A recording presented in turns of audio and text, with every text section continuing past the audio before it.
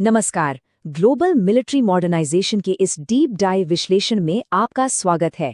आज हम बिना किसी पॉलिटिकल बायस के एकदम फैक्चुअल और बैलेंस्ड तरीके से ये समझने वाले हैं कि दुनिया भर की सेनाएं खुद को कैसे अपग्रेड कर रही हैं।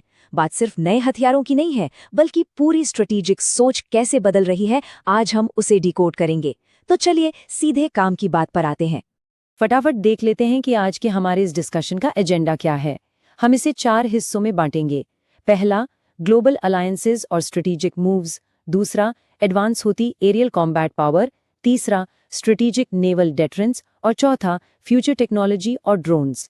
तो शुरू करते हैं हमारे पहले सेगमेंट से, alliances and strategic moves shaping the geopolitical chessboard. मतलब ग्लोबल लेवल पर कौन से बड़े दांव चले जा रहे हैं। दुनिया भर में इस वक्त एक बहुत ही इंटरेस्टिंग बैलेंसिंग एक्ट चल रहा है। एक तरफ देश अपनी डोमेस्टिक मैन्युफैक्चरिंग पर भारी दांव लगा रहे हैं, जैसे मध्य प्रदेश में अडानी ग्रुप पूरे 2500 करोड़ रुपए की एक विशाल डिफेंस फैसिलिटी बना रहा है। वहीं दूसरी तरफ ग्लोबल पार्टनरशिप्स का दायरा भी तेजी से बढ़ रहा है। भारत और आर्मेनिया डिफेंस हार्डवेयर साथ मिलकर बनाने पर विचार कर रहे हैं। आईडी फौज ने एआई ड्रोन्स के लिए जापान के साथ हाथ मिलाया है। और तो और ग्रीस एक भारतीय कंपनी के साथ एक स्ट्रेटेजिक पोर्ट खरीदने के लिए बातचीत कर रहा है। मतलब साफ है, डोमेस्टिक पावर के साथ साथ ग्लोबल रीच बढ़ाना ही आज की असल रणनीति है।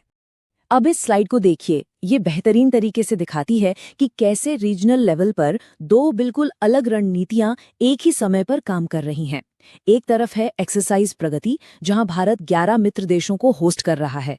इसका फोकस किस पर है? इंटरऑपरेबिलिटी, आपसी भरोसे और व्यापक रक्षा सहयोग पर, यानी पूरी तरह से मल्टीलैटरल डिप्लोमेसी। और इसके ठीक उलट दूसरी तरफ है पाकिस्तान का फतह 2 मिसाइल टेस्ट। ये एक ट्रेनिंग लॉन्च था जिसका फोकस 400 किलोमीटर की रेंज में अपनी तकनीकी सटीकता और परफॉर्मेंस को वैलिडेट करना था। तो आप देख सकते हैं कि कैसे गठबंधन बनाना और डायरेक्ट शक्ति प्रदर्शन करना, दोनों ही चीजें ग्लोबल स्टेज पर एक साथ चल रही हैं।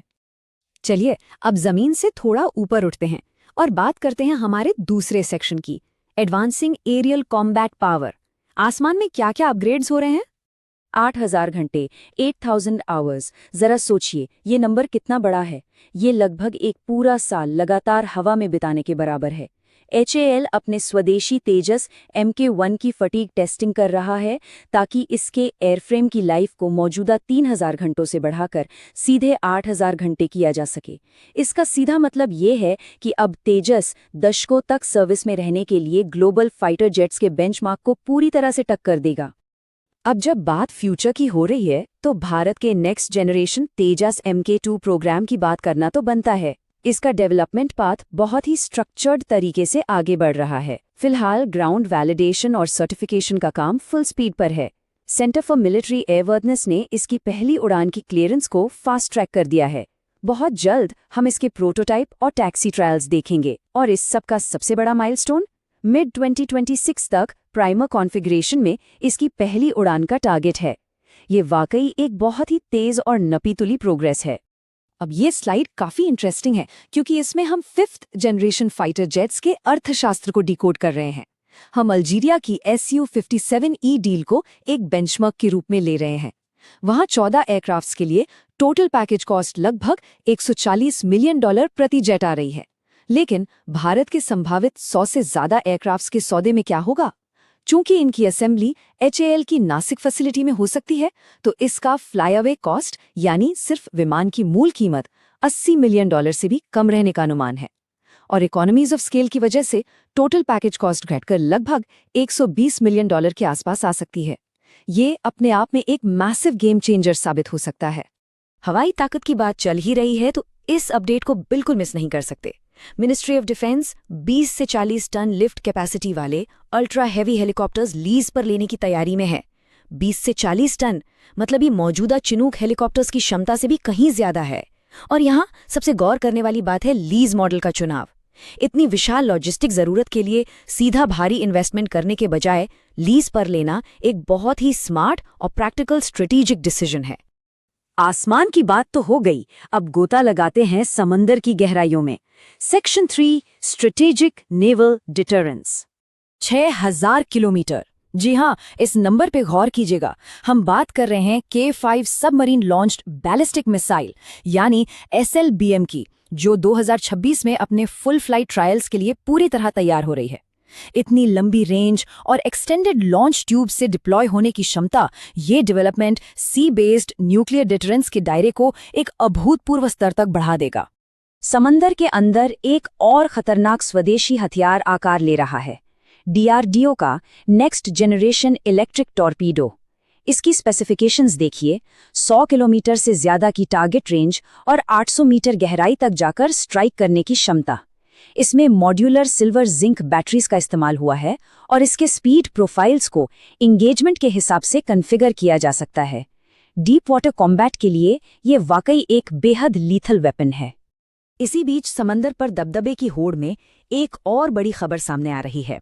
इंटेलिजेंस और लीक दस्तावेजों के मुताबिक चीन अपनी एम्फीबियस असॉल्ट शिप्स के लिए रूस से 48 का-52M हेलीकॉप्टर्स हासिल करने की योजना बना रहा है। उम्मीद है कि इनकी डिलीवरी 2027 से शुरू हो सकती है। अगर इसे बिल्कुल न्यूट्रल नजरिए से समझें तो ये एक बहुत ही स्ट्रक्चर्ड प्रोक्योरमेंट है, जो चीन की नौसैनिक हमले और जहाजरोधी युद्ध क्षमताओं को काफी बड़े पैमाने पर बढ़ा देगा। तो चलिए अब हम इस विश्लेषण के आखिरी और शायद सबसे रोमांचक हिस्से पर आते हैं। Section 4, drones and future technologies, modern warfare का अगला युग। भविष्य के युद्ध कैसे होंगे? शायद किसी हॉलीवुड साई-फाई मूवी जैसे। बोइंग के इस कॉन्सेप्ट को ही इमेजिन कीजिए, एक चिनूक ट्रांसपोर्ट हेलीकॉप्टर हवा में उड़ रहा है और अचानक मिड फ्लाइट में उसके पीछे के रैंप से ड्रोन्स का एक पूरा झुंड यानी ड्रोन स्वॉर्म लॉन्च हो जाता है। और मजे की बात यह है कि ऐसा करने के लिए चिनूक को अपनी ट्रांसपोर्ट वाली मुख्य भूमिका भी नहीं छोड़नी पड़ती। ये आइडिया फ्यूचर के टोही मिशनों की तस्वीर पूरी तरह बदल कर रख सकता है। अब देखिए, अगर ड्रोन स्वॉर्म्स का खतरा इतना बड़ा है तो उसका कोई कार्ड भी तो होना चाहिए ना। यही काम आता है Barrett supply and support alliance का नया TRIAM 3D AI autonomous air defence system. इसे खास तौर पर ड्रोन स्वॉर्म्स को ही काउंटर करने के लिए बनाया गया है। इसमें 7.62x51mm की गैटलिंग गन लगी है और AI इंटीग्रेशन की वजह से इसका रिस्पॉन्स टाइम बहुत ही कम है। टारगेट्स के खिलाफ 90% से ज्यादा की सक्सेस रेट, मतलब दुश्मन के ड्रोन्स पलक झपकते ही हवा में ही नेस्ता नाबूद। अगर हम एयर डिफेंस सिस्टम्स के एवोल्यूशन को देखें तो एक बहुत बड़ा शिफ्ट नजर आता है। अभी जो पुरानी तुंगुस्का यूनिट्स इस्तेमाल हो रही हैं, वो आज के मॉडर्न और मल्टी डायरेक्शनल ड्रोन हमलों के सामने थोड़ी कमजोर पड़ जाती हैं। इसी को काउंटर करने के लिए इंडियन आर्मी अब मेक इन इंडिया प्लेटफॉर्म के तहत 90 से ज्यादा नए ट्रैक्ड एयर डिफेंस सिस्टम्स की मांग कर रही है। ये नए systems high mobility, 360 degree coverage और गन व मिसाइल दोनों के ऑप्शंस के साथ आएंगे। ड्रोन्स, रॉकेट्स और मोटार्स सबसे निपटने का एक कंप्लीट और पावरफुल पैकेज। तो दोस्तों, इन सभी अत्याधुनिक तकनीकों और जियोपॉलिटिकल मूव्स को समझने के बाद मैं आपको एक बहुत ही अहम सवाल के साथ छोड़ना चाहती हूँ। रूस ने 5वीं पीढ़ी के Su-57E फाइटर जेट के फुल सोर्स कोड तक एक्सेस देने की पेशकश की है। अब जरा सोचिए, किसी 5th जनरेशन फाइटर का फुल सोर्स कोड एक्सेस भविष्य की ग्लोबल डिफेंस डिपेंडेंसी को किस तरह बदल देता है।